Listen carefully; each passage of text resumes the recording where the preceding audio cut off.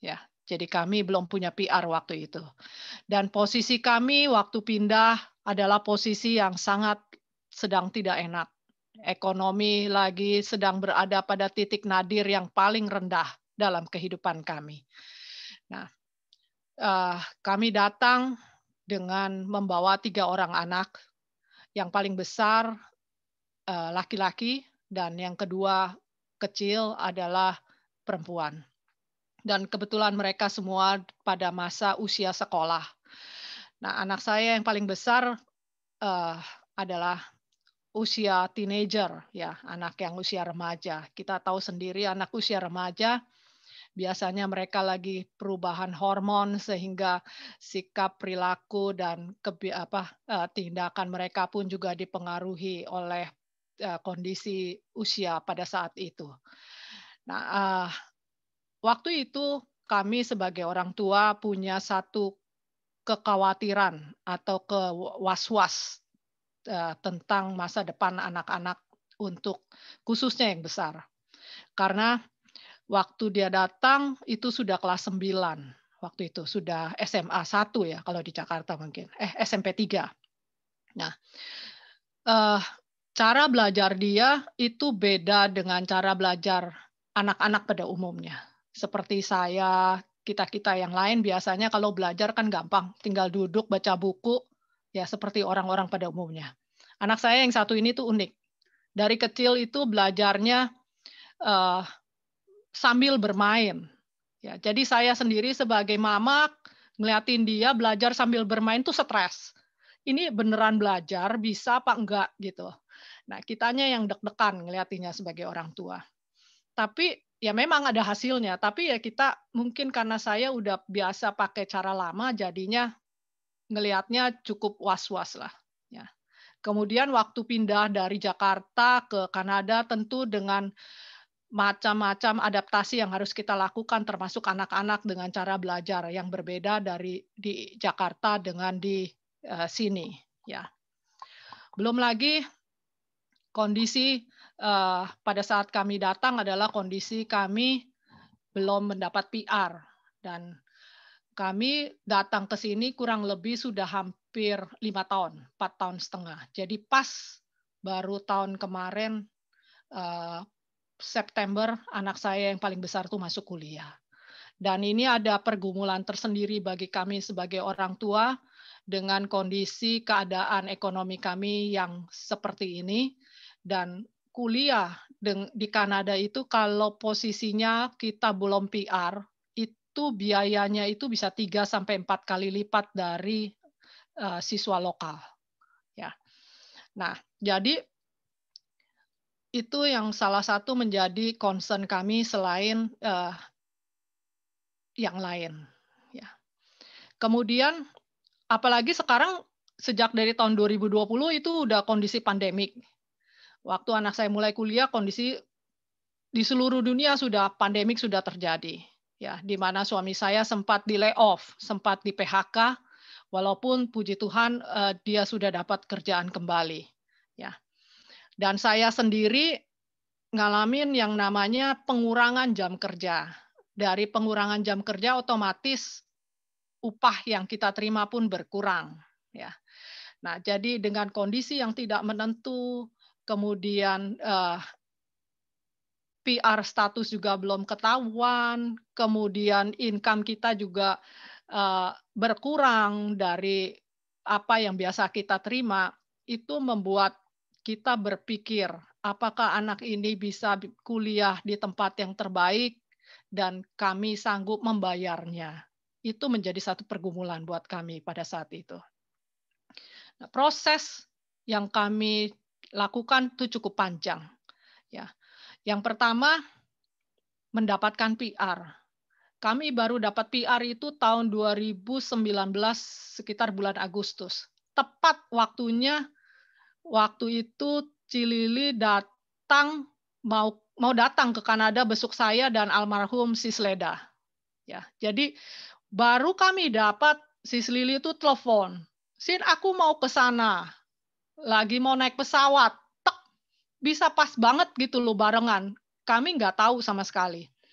kalau Sis Lily itu mau datang besok nengokin kami yang ada di sini, baik Sis Leda maupun kami. Nah, sampai akhirnya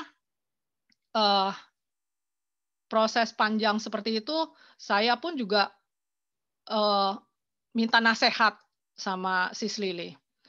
Karena Sis Lily juga punya putra 3 yang sudah besar-besar dan sudah ngalamin apa yang saya alamin pada saat ini. Saya anak pertama paling besar, cowok pula, dan handle-nya beda dengan anak perempuan, tingkat kesulitannya beda. Ya, waktu itu Sis Lily cuma ingetin saya ngomong satu begini, "Ingat Sin, ini anak remaja, hormonnya sedang berubah." Jadi dibilangnya Mister Hormon katanya. Saya ingat banget itu istilahnya. Nah, terus udah gitu, waktu itu Sis Lily sempat bicara selain kasih nasihat, dia sempat endingnya tuh saya kaget. Itu seperti nubuatan yang kami dapatkan buat anak saya ini.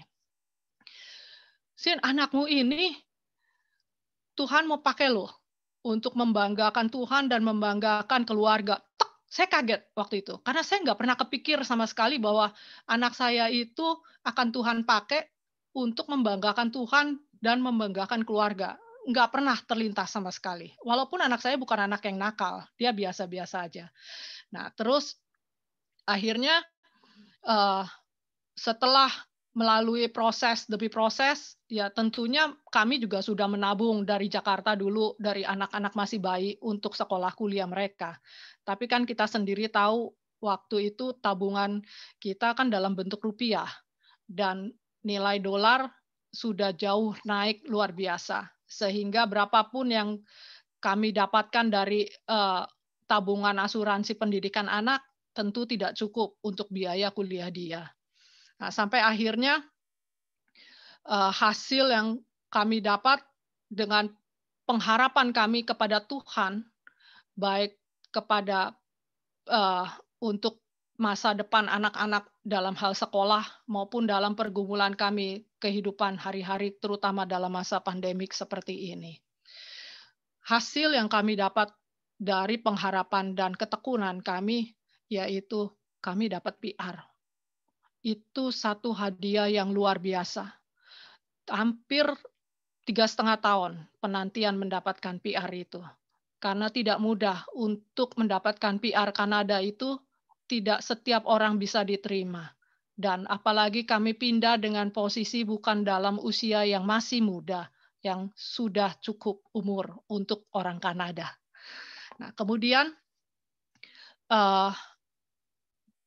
untuk masuk dalam satu university yang terbaik di Kanada itu ada satu requirement, kalau orang bilang tuh ada standar minimal, ya.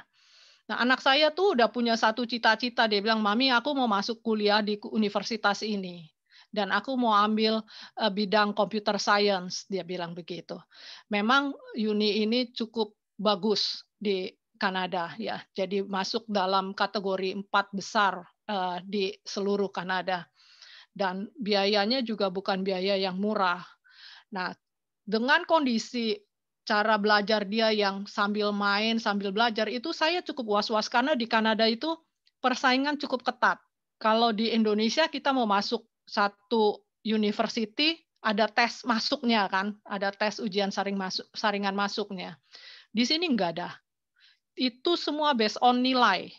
Jadi pada saat kita sekolah, kalau nilai kita jelek, ya jeleklah. Dapat university-nya atau cuman bisa dapat college. Nggak dapat yang top university istilahnya. Nah, jadi saya juga nggak tahu, saya cuman bisa berdoa. Saya cuman bisa ingetin sama anak. Belajar, belajar, belajar. Biasanya kalau anak remaja tuh kalau dikasih tahu orang tua biasanya bilang, "Mami jangan bawel deh," gitu kan. Karena dibilangnya, "Aku udah jalanin apa yang menjadi bagianku, tenang aja, tenang aja." Tapi kita yang sebagai orang tua kadang-kadang nggak bisa tenang gitu loh, takut ngeliatin dengan gaya belajar mereka. Nah, sampai akhirnya anak-anak di Kanada itu memang saringannya cukup ketat. Mereka itu dituntut nilai kalau dapat uni yang bagus itu minimal rata-rata harus 90 dan itu nilai dari kelas 11 sampai kelas 12. Itu harus istilahnya stabil nilainya, nggak boleh turun naik. Itu cukup mengkhawatirkan saya waktu itu. Dan university di sini lebih senang terima international student. Karena apa? Karena biayanya itu besar. Mereka bisa dapat income bisa sampai 3-4 kali lipat. Dan itu mereka dengan senang hati terima mahasiswa internasional. Dan buat mereka itu masuk juga beda caranya dengan mahasiswa dengan siswa lokal. Nah, sampai akhirnya semua itu saya lalui, ya. Dan puji Tuhan, anak saya lulus dapat nilai yang terbaik. Dan saya juga tidak pernah ngira bahwa dia akhirnya mendapatkan penghargaan dari Menteri Pendidikan di state sini, di Ontario. Saya cukup surprise dan saya juga nggak pernah ngira apa yang dia hasilkan. Ya, ini mungkin saya bisa share sedikit dari apa yang dia terima. Nah, inilah hasilnya dia.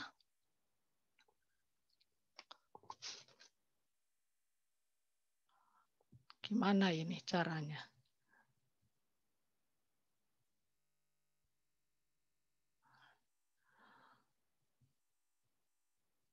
Ya, intinya seperti itu. Ya, anak saya namanya Ariel. Ada Marsudi di sini, dia dulu guru sekolah minggunya. Kemudian selain dia dapat penghargaan dari Menteri Pendidikan di sini, dia juga diterima di university yang bagus, apa yang dia inginkan. Ingin dia masuk di sana, disitulah dia dapat. Dan bidangnya pun sesuai dengan apa keinginan dia. Satu hal lagi, hadiah yang tidak pernah saya pikirkan mengenai biaya. Tuhan kasih semua biaya, cukupkan semuanya. Biaya kuliah 1 tahun dan biaya domnya, tempat asrama tinggalnya itu, beserta makan dalam 1 tahun. Jadi saya nggak perlu mikirin lagi yang namanya biaya kuliah dia. Ya, apa yang saya khawatirkan ternyata itu tidak terjadi. Tuhan tolong, Tuhan berikan itu hadiah buat anak saya. Nah, itu yang saya mau ceritakan.